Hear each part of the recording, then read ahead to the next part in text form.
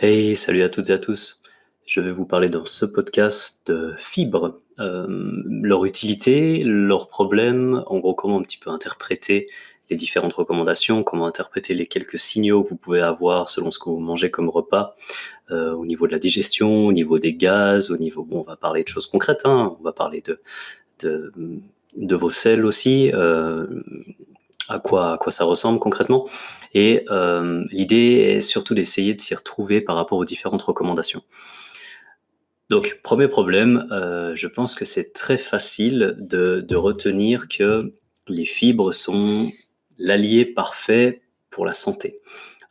C'est ce qu'on va, je pense, entendre le plus souvent, c'est ce qui me semble être largement divulgué sur la plupart des messages santé mainstream, je vais dire vraiment ce qu'on va retrouver le plus souvent. Et ça va souvent assez loin, dans la mesure où on se dit aussi que, par exemple, si on mange des céréales, c'est plus intéressant de manger des céréales complètes, ou si on mange du pain, on va se dire que c'est plus intéressant de manger du pain complet, même chose pour le riz, de passer de riz blanc à riz complet, pour avoir plus de fibres. Alors, ben, la première chose, c'est qu'il n'y a pas une énorme différence de fibres, hein, avant tout et surtout de ce côté-là. Mais ce qu'on a tendance à oublier, c'est le type de fibre, le type d'aliment, et puis finalement ce que ça fait comme effet direct sur la digestion. Donc, la prochaine fois que vous avez envie de tester quelque chose, je vais faire une petite digression. Prenez par exemple, mangez 3 pommes. Mangez 3 pommes une fois avec la peau, et une fois vous allez simplement peler la peau des pommes, et puis vous allez les manger. Donc c'est même 3 pommes. Si ça peut vous rassurer, vous n'allez pas perdre énormément de choses en pelant cette pomme, à part quelque chose qui va vous donner un signal assez clair, je pense, au niveau de la digestion. Et après vos 3 pommes avec la peau, essayez d'avoir une discussion sans interruption de burp, si vous voyez ce que je veux dire, dans les minutes qui suivent. Vous verrez que c'est assez compliqué. Non, c'était juste une petite digression pour vous dire que voilà, votre corps vous parle, et normalement vous parle assez clairement. S'il vous parle pas directement, peut-être même qu'il parle à vos voisins, vu l'odeur que, que vous pouvez éventuellement avoir par quelques gaz qui sortent assez facilement avec des repas très très riches en fibres. Et on est passé un petit peu à côté de l'essentiel. Le but du corps, c'est pas d'avoir des fibres. Donc, je vais répéter ce truc tout con. Le but du corps, c'est pas d'avoir des fibres. Le but du corps, c'est d'avoir suffisamment de nutriments assimilés pour qu'il puisse continuer de faire ce qu'il a à faire. Et globalement, si on a un effet quelque part des fibres ou de quelque chose qui n'est pas directement nourrissant, c'est un effet qui est indirect. Donc la première chose, c'est que s'il doit y avoir un effet bénéfique, c'est un effet secondaire par rapport au fait d'assimiler, d'absorber, d'assimiler, donc de pouvoir utiliser finalement les nutriments qu'on va obtenir depuis la nourriture. Donc maintenant que ça c'est dit, est-ce qu'une petite dose de fibres peut être intéressante? Est-ce qu'il y a plusieurs types de fibres? Et pour prendre l'opposé du spectre, est-ce que parfois les fibres peuvent poser problème? Alors, je vais commencer par la mauvaise nouvelle. Oui, les fibres peuvent poser problème. Mais est-ce que c'est vraiment une mauvaise nouvelle? Ben, si on pensait que c'était bien d'en manger beaucoup, peut-être. Si on n'avait pas d'a priori, pas forcément. Ça veut juste dire que on se disait peut-être que lorsqu'on mange un peu plus de fibres, on avait plus de gaz, on se sentait un petit peu plus ballonné. Et bon, je suis biaisé parce que j'ai des données en tête sur la baisse directe de la libido lorsqu'on a des gaz, mais ça semble quand même assez concret. Je veux dire, si vous êtes complètement ballonné, vous avez peut-être pas envie de, pour parler de manière informelle, vous envoyer en l'air dans les minutes qui suivent. Vous voulez plutôt attendre la digestion, et puis ensuite vous allez commencer à réfléchir à ça. Mais voilà, il y a un effet direct sur la diminution de la libido, le fait d'avoir un peu trop de fibres. Donc voilà. Je pense que vous n'avez pas besoin d'une étude randomisée contrôlée pour attester ça. Je vous laisse manger vos 4 ou 5 pommes d'un coup, plus votre plat de riz complet, et regardez à quel point vous avez envie de votre partenaire juste après. Ça risque d'être compliqué. Fin de cette digression. Maintenant, est-ce que ça peut poser des problèmes? Et oui, en fait, il n'y a pas toutes les fibres qui sont avantageuses, et c'est aussi une question de quantité, comme toujours. Donc, retenez, peut-être pour pas rentrer dans des données, retenez le message de votre corps qui vous parle. Si vous mangez un petit peu trop de quelque chose, généralement, c'est assez facile après un gros plat par exemple, de haricots blancs ou haricots rouges, ou après un gros plat de lentilles, de vous rendre compte que vous passez pas forcément le meilleur moment post-repas. Donc voilà, au niveau de la digestion, c'est pas forcément optimal. Maintenant, est-ce que c'est pas positif? Est-ce que ça aide pas à gérer le glucose, et cetera? Alors, ça dépend du type de fibre. Si par exemple, vous appréciez les carottes, Et puis, vous avez peut-être entendu dans des publications précédentes, il y a un bon article de Vassilis que je vous mettrai en lien direct, plus un autre que vous trouverez sur une page qui s'appelle Red Light Man. Dans les deux cas, je vous indiquerai ça dans la description, où vous avez une manière de préparer les carottes qui peut être intéressante pour leur rôle bénéfique justement au niveau des fibres notamment. Donc là, ce sont des fibres intéressantes, mais pour la petite histoire, c'est aussi des fibres qui ont des propriétés antibiotiques et puis anti-fongiques. Et de ce côté-là, vous pouvez aussi comprendre pourquoi, bon, les carottes qui sont sous terre, hein, c'est con, mais je le rappelle pour une raison assez évidente, c'est qu'en fait, lorsque vous laissez une carotte juste dehors, comme ça, elle va pourrir très très lentement. En fait, elle va rester quasiment intacte pendant un bon moment. Et donc ça en fait aussi quelque chose de pratique à conserver. Vous n'avez pas forcément besoin d'aller acheter vos carottes tous les jours. Vous pouvez vous dire, ok, j'achète mes carottes et elles seront probablement encore bonnes à consommer dans les prochains jours, peut-être même quasiment une semaine si vous les conservez au frigo sans problème.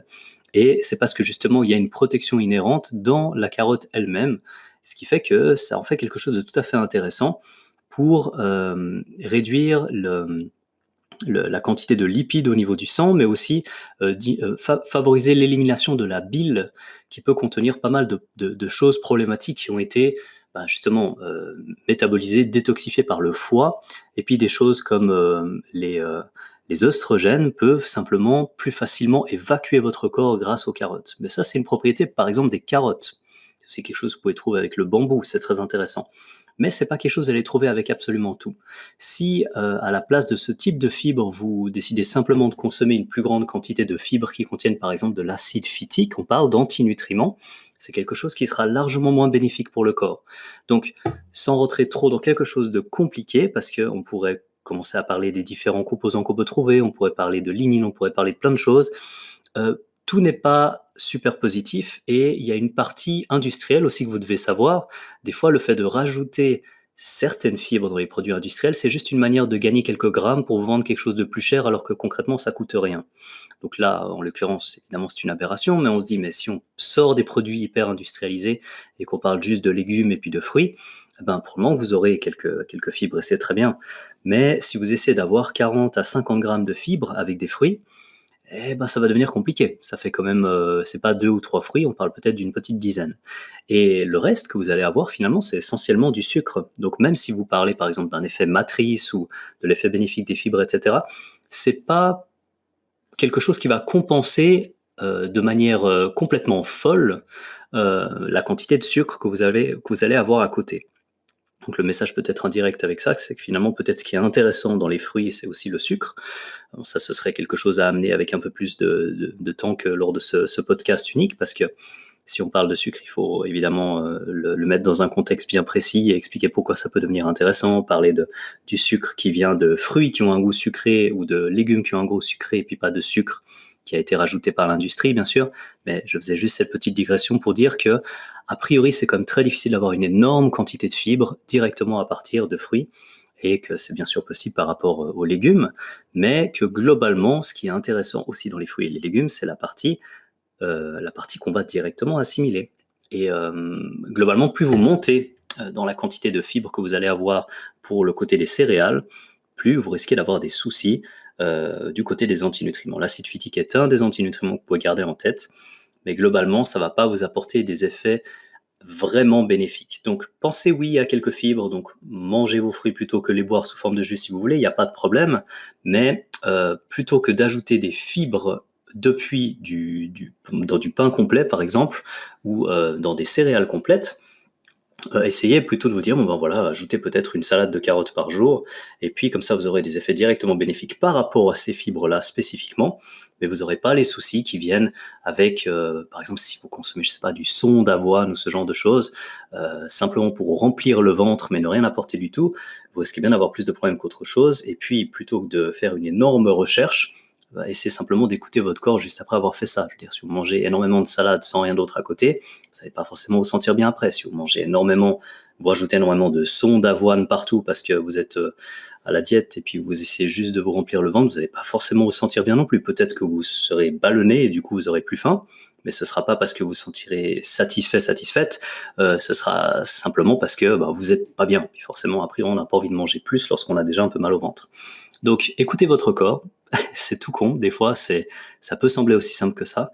Et si vous voulez aller plus loin, et je vous incite évidemment à toujours vérifier vous-même euh, les informations que je donne, je vais vous mettre en lien, en plus des 2 articles que je vous ai mentionnés, encore un autre article, cette fois-ci de Raymond Peat, sur les œstrogènes, et vous verrez qu'il y a un lien aussi intéressant à faire avec les fibres, mais je pense que c'est au-delà de la complexité de ce podcast-là qui se veut assez simple, avec un message pratique. Concrètement, écoutez votre corps et regardez quelle version vous digérez le mieux, et pensez vraiment qu'en pratique, si vous voulez avoir plus de fibres, pensez pas au pain, au riz ou aux céréales complètes. Pensez d'abord à consommer des glucides de meilleure qualité, et puis ensuite, peut-être dites-vous que vous pouvez rajouter des fibres sous forme de carottes ou de bambou si ça vous intéresse, avec les articles que je vous donnerai de toute manière pour vérifier quelles sont les propriétés de ces derniers conseils que je viens de vous donner. Donc j'espère avoir fait un petit tour de cette problématique. Je vous mets aussi en lien une vidéo de Christophe Bonnefond qui parle des céréales complètes. Comme ça, vous avez aussi une vidéo supplémentaire à regarder en français qui, à mon avis, sera très intéressante et tout à fait accessible pour absolument tout le monde. Donc, ce sera un petit bonus supplémentaire en description.